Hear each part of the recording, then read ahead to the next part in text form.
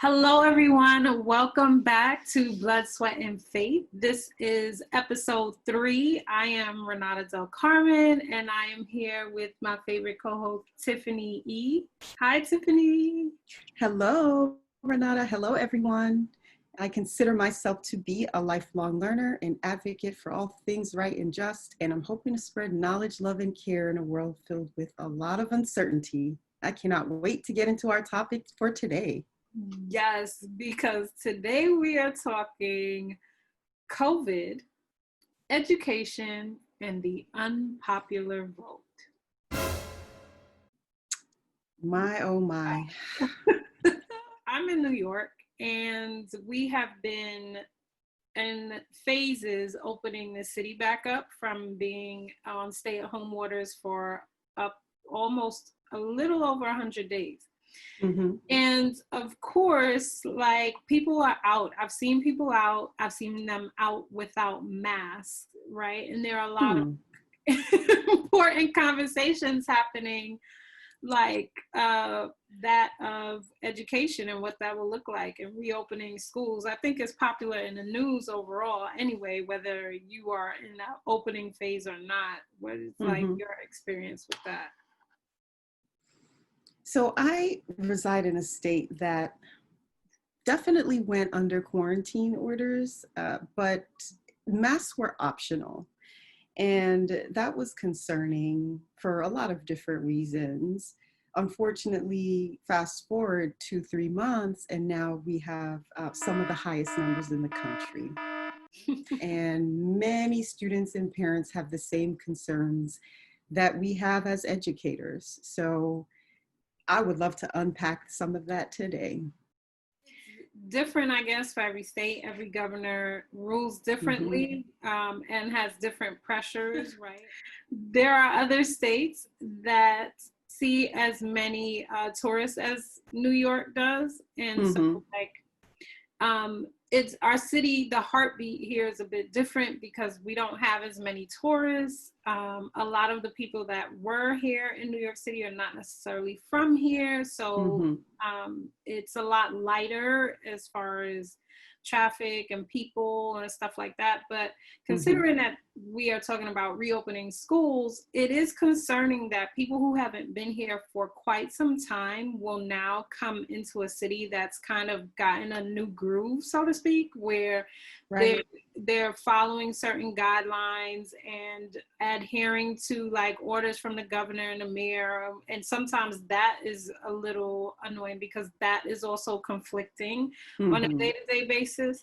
But now people will come from other places where they've been able to do whatever they would like to do. And we haven't really had that luxury. I mean, people do what they want, right? But for the most part, people were like, we're stopping the spread because bodies were like 700 bodies dying a day for over a month is a lot of people, right? Wow.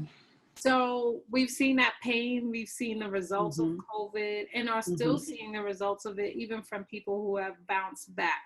So to say that we must reopen schools and have children, and let's just talk about K through 12, right? That's a wide range, but when we can college, you know, they're pretty much adult.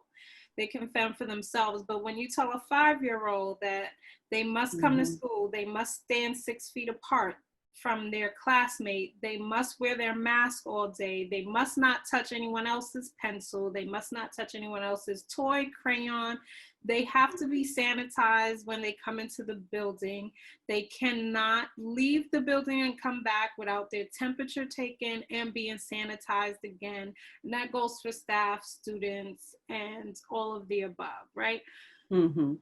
Parents are going to want to come in. Parents can't come in because you add to the risk of people contracting the virus. And so, like, obviously educators have their concerns, right? I think absolutely when parents are making the decision to return, have their child return, like, are we really giving them the the nitty gritty of what the experience in school will be like for their child?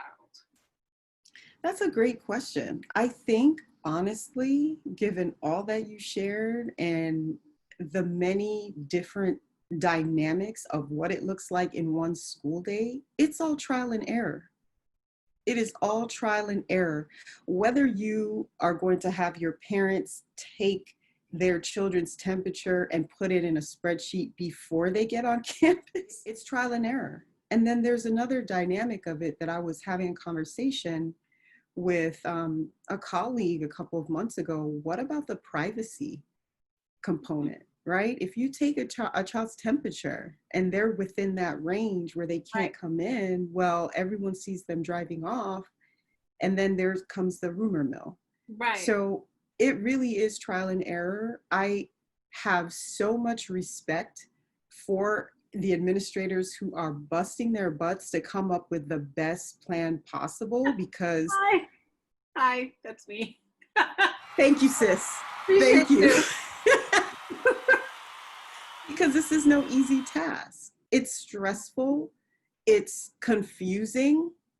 I mean, you know, just the amount of angst thinking about the month of August, right, and all the planning that needs to happen. My hope is that this will bond us as educators through this planning process. Yeah, I think educators always wear a very heavy crown that they are not necessarily celebrated for. And it's frustrating to know that we are considered essential, but are not treated essential. In fact, like sometimes they're like, educators' lives matter. Oh boy. Educators' lives matter. So yes, now, they do. if you've worked in education, you know that colds, cough, sneeze, blunt stomach virus, bug, it has spread in schools. Lice, like everything. Lice, bed bugs, everything has spread in schools like wildfire. So now, in the midst of this pandemic, which there is still no concrete information that says, if you do this, you'll get this. This is how it affects you. This is the end result. We still don't know that for sure. Like, it's still developing every day. But we are going to put you in a building and make you responsible for all of these children and staff, because at the end of the day, like, you have to ensure the health of your staff and absolutely students. And like, it's just super frustrating. Well, it's frustrating, it's concerning, it's you know, when I think about the school day, everything that happens in that day, whether it be lunches, practice after school, if you play a sport, right, I mean, there's so much to think about. And we're guinea pigs. That's really it. Precisely. We've been given guidelines on room capacity and just like details around health and safety guidelines. So like, if everyone has to wear a mask all day, the only people that are allowed to remove their masks are the teachers and or school leadership, and you can only remove your mask if you are in a room alone. So how do you drink, how do you eat as a child if you're not allowed to remove your mask, right? Then there is the you can't come within 6 feet of the child. I don't know anyone who has been able to discipline a child without getting a little close. Right? Well, yes. You have to get a little close sometimes and be like, hello, hon, listen. Right? So if you can't even get that close, and if you do get close, that child has to be wearing a shield. Not just a mask, but a shield. So this child is in the middle of being defiant to begin with. And you have to convince them to put on a shield so you can get a little close and say, hey. not What's not right now. happening today? Are we okay? And then the Right, opposite of that for the kids who right, need that touch and that love and that hug throughout the day. right, right, Pre-K right, 3, pre-K 3, right. kindergarten, first grade, all they do is hug all day. All they do All is day. touch each other all day. And each other and each other's things. Right. That's my pencil. That's not your pencil. I came with that pencil. Wearing a mask all day is no easy task. Right, Okay. That's what health workers are doing every day, all day. right. The longest I've worn a mask was probably 3 to 5 hours. And it was not easy. Comfortable, especially when it's hot. Right. Exactly. It's a lot. I think that even now, as we open schools, our particular net organization opens schools in August as well, and Mm-hmm. we have there's already been a pushback on that start date. So I Okay. think parents will need to start thinking about, as outlined by the mayor, on whether they will opt to do remote learning Okay. in the fall. So it's an option. You can send your child to school or you can have them learn at home. But that poses obstacles for parents who need to go to work. Either way, it will, because the schedule will be a little crazy for kids going to school anyway. But Mm-hmm. um, I think there are a lot of parents who will opt to do remote learning. One, because Mm-hmm. some of them have already experienced loss in their family due to Right. COVID. And so why risk it, right? And Mm-hmm. some just don't want their kids to have that experience. So I think like parents have a lot of options to weigh out, which is hard. It is hard. And where I live in this state, we will also have options, which is nice, right? And if the parent and the student disagree on those options, if the student is ready to go back and ready to take that risk and say, I will Yeah, abide by the rules, I'm okay. And that parent says, no, you will not. You will have the virtual learning experience. That causes a whole nother dynamic. So yeah. lots to come ahead. But you know what? Well, We hope for the best. We hope for the best. we hope for the best. And sometimes we can kind of not manipulate is not the word I want to use. Mm-hmm. Um, Dictate? we What? can we speaking of dictate, let's go straight to that. Speaking of, I feel as if we are our country, not we as a people, because Mm-hmm. we serve a different Lord, right? But Correct. Sir Trump um seems to have this desire to dictate a lot of things, and I'm still a little confused as to how he even got in this seat. Like, Mm-hmm. clearly he Mm-hmm. has a following that wanted to see him be president of the United States of America. Mm-hmm. I was not one of those people. Okay. And I am one of those people who do not want to see him reelected in November. So I'm just concerned with, like, even as we speak of education, like, where is Mm-hmm. voting in all of this? Because this is critical to have a different tomorrow. Like, we Mm-hmm. seeing today, we don't even understand what's happening today, but we know we don't want it to be our tomorrow. So, like, Mm-hmm. where like in campaigning and options and voting and absentee ballots and COVID and like, where And are I just need a nap is basically what happens when I listen to all of that. But you're right. You're absolutely right. There is a level of importance and responsibility that comes with being an adult in this country and voting. I mm, want to approach this with love and say that there's some things that people who are in certain offices just don't know. They yeah, just don't know. They weren't educated on it for some odd reason. And I feel like in our education system, voting, well, let me speak on behalf of my experience in the education system. Voting was not one of those things that was presented to me as a duty. as a US citizen, responsibility. Let me say that. And I went to a religiously affiliated school system, elementary, middle, and high school. So there is a component of, you know what, we believe in God, this is a higher power. Right. Yeah, we'll touch on voting, but we're not really going to tell you about activism and how and why that's important, what the world could be and what it is right now if you don't vote. Right. So I don't know if you've had similar experiences with your upbringing. I think growing up, we learned about the importance of prominent or most notable parts of history where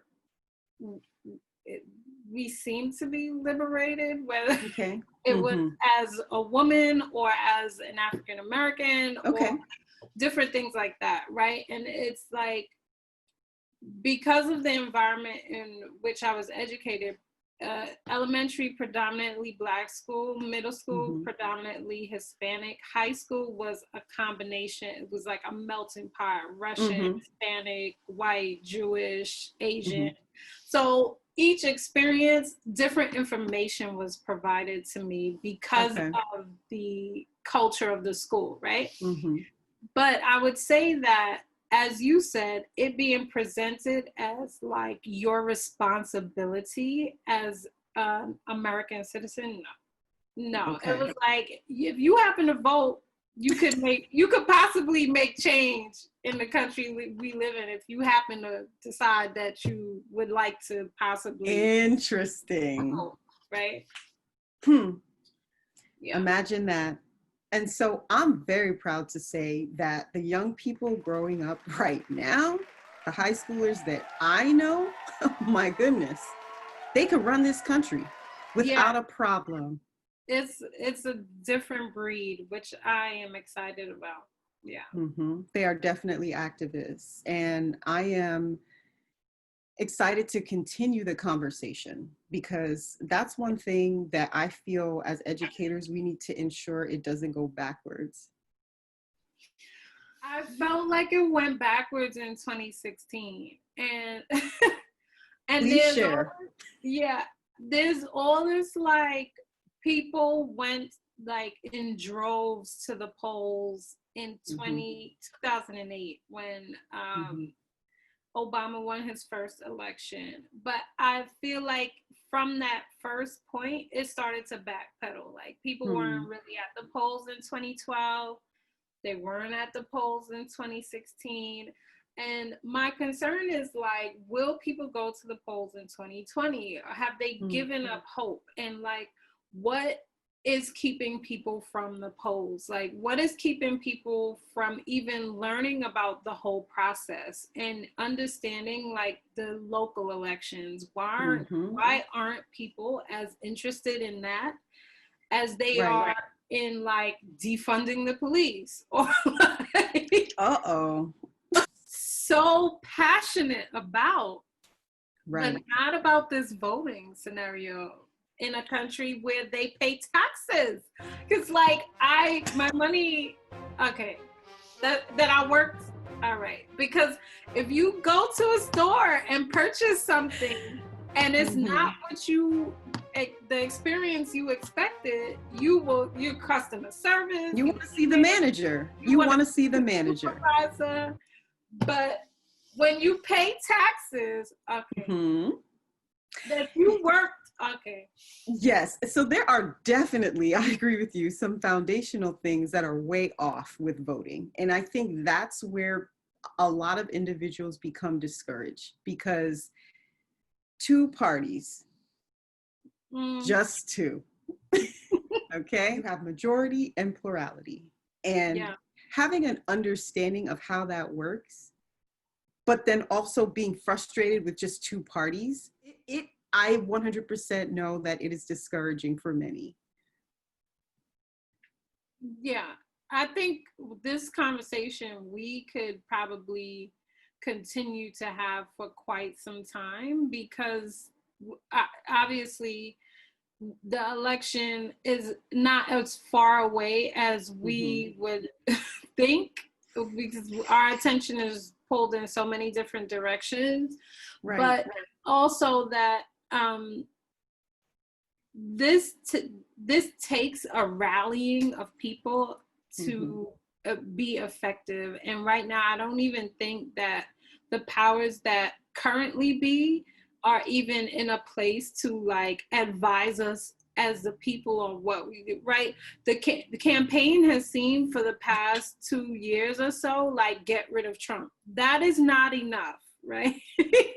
Well, and that's the point, because with two parties, right, with all Right. the other Democratic candidates who've dropped out and they've Right. backed this one candidate, you get lumped in to this one of two, And and I it's not necessarily what we want, but you're forced into that demographic, right? You're forced into it. But the other thing is, why can't we have a ranking system?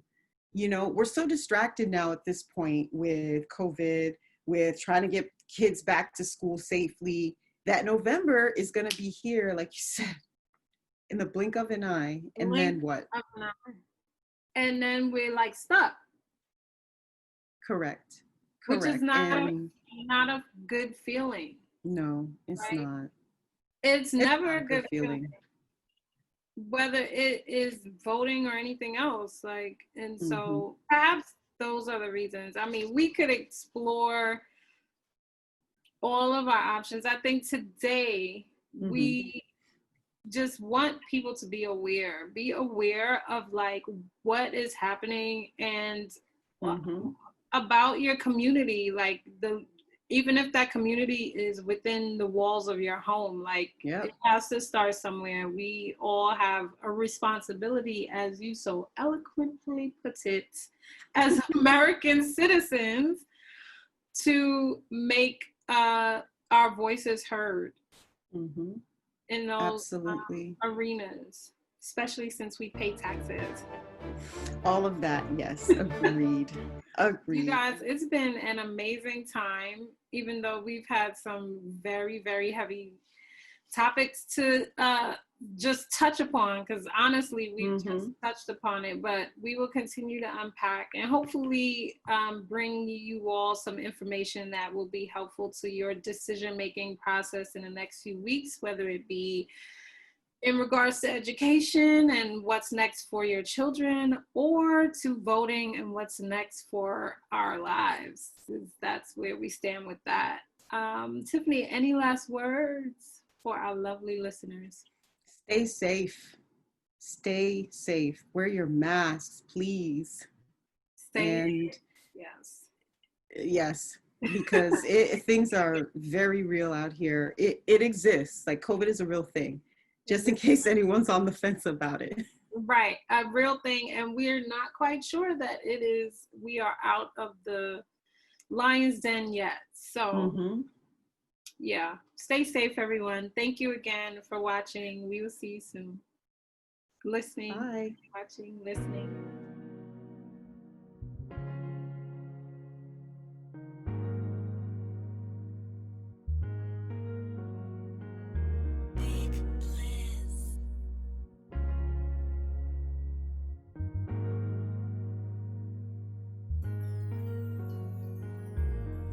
One look in the media, you see how they treating us.